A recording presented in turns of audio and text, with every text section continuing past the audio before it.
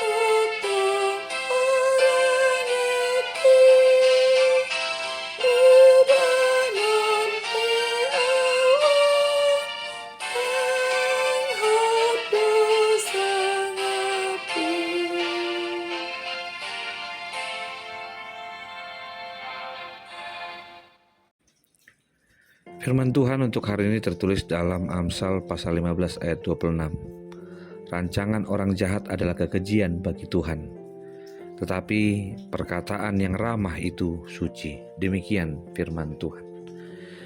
Amanginang yang terkasih dalam Tuhan Yesus Kristus, perkataan adalah suara yang keluar dari mulut. Perkataan yang keluar itu dibandingkan sebagai gaya yang keluar dari orang jahat dan orang yang suci. Orang yang jahat adalah kekejian, tapi bagi orang yang suci, yang keluar adalah keramahan. Keramahan bukan karena suaranya lembut atau pelan. Keramahan adalah suatu yang murni, yang berangkat dari ketulusan, dan ketulusan itu digunakan sebagai persembahan. Keramahan itu adalah bentuk pengabdian kepada Tuhan dan salah satu aplikasi orang yang takut akan Tuhan. Dengan demikian, orang yang ramah, yang suci, tentunya lahir dari hikmat Tuhan. Amanginang yang terkasih, keramahan bukan hanya menyenangkan hati Tuhan, tapi menjadikan seseorang berhikmat. Keramahan dalam bahasa Indonesia dikatakan berbudi bahasa, manis tutur kata dan sikap. Keramahan bagaimana sikap dan gestur perkataan orang dapat direspon untuk memberi semangat dan lebih positif dalam melihat sesuatu dan mengajak orang lain untuk ramah dalam memberi sikap.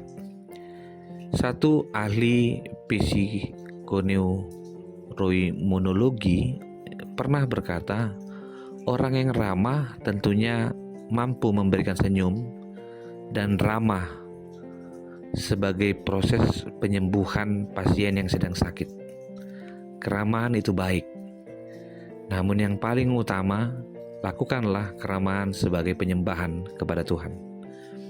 Amanginang yang terkasih, jika keramahan adalah bentuk ibadah kepada Tuhan, mari kita melatih diri untuk bersikap ramah kepada siapapun. Keramahan bukan karena suaranya pelan sekali lagi, bukan juga karena ingin menyenangkan orang lain, tapi keramahan adalah sebuah kenyamanan yang juga mendatangkan keuntungan sendiri bagi orang yang melakukannya.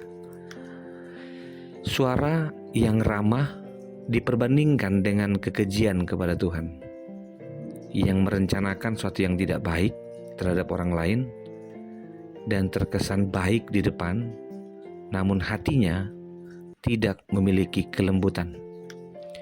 Kekejian ini bukan hanya tidak menyenangkan Tuhan, tapi juga mendatangkan yang namanya ketidakbaikan. Karena segala sesuatunya diolah, disesuaikan, bukan karena dorongan hatinya untuk menyenangkan Tuhan, tapi sekedar untuk meluapkan emosinya. Dan banyak orang melakukan seperti itu, ingin menyenangkan dirinya. Sebuah istilah yang selalu dipakai orang adalah lidah tak bertulang.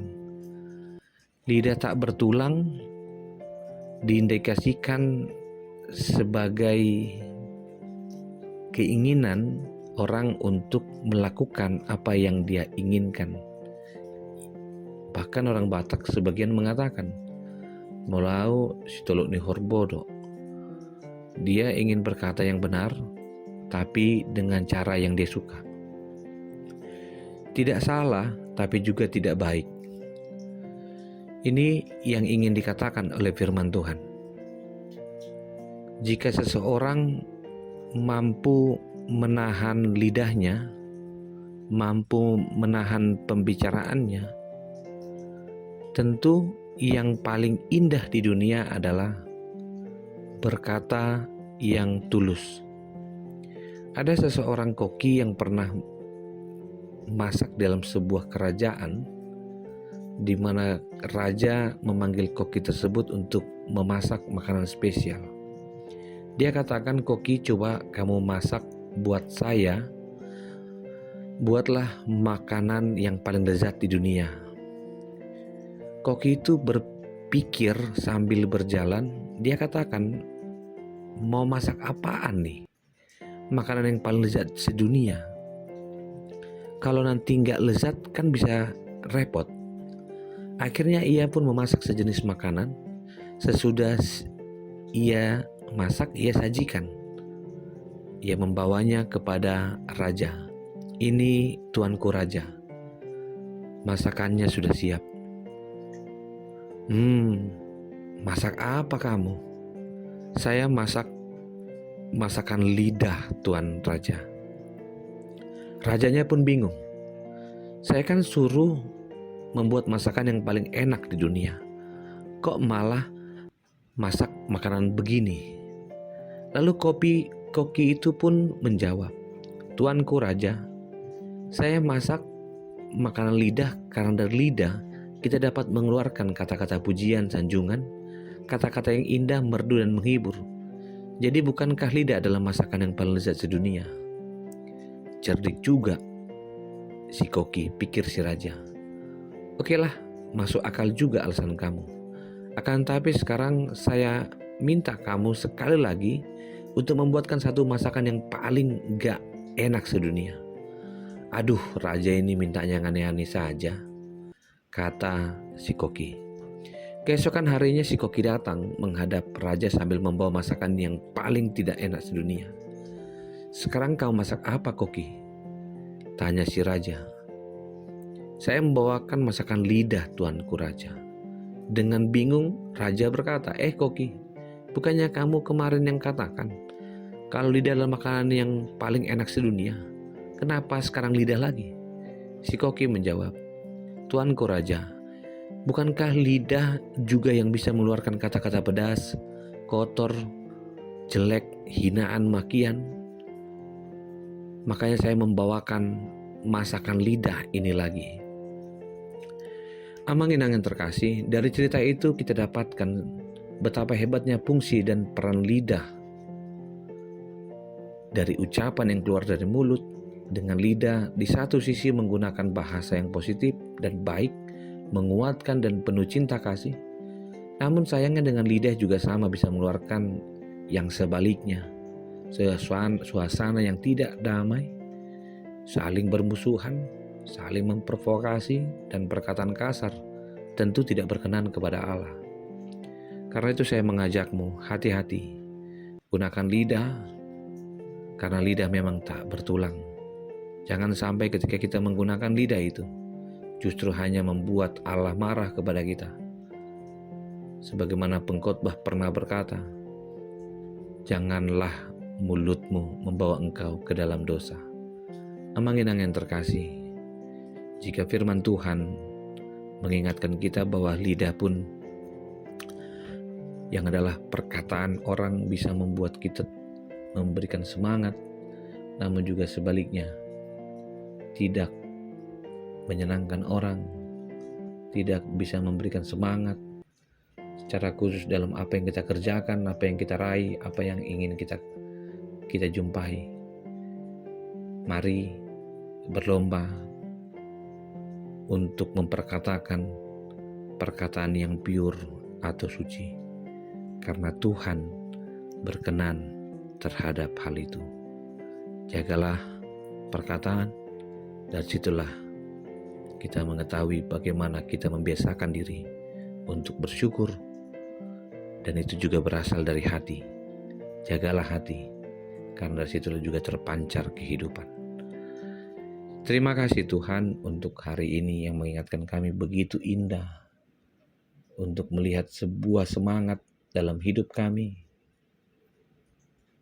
untuk menjaga perkataan, bukan kekejian yang ingin merancang sesuatu yang jahat. Karena kami tahu Tuhan mengetahui segalanya. Kasih anugerah dari Kristus Yesus, kasih dari Allah Bapa, dan persekutuan dengan Roh Kudus memberkatimu dan menyertaimu senantiasa. Amin.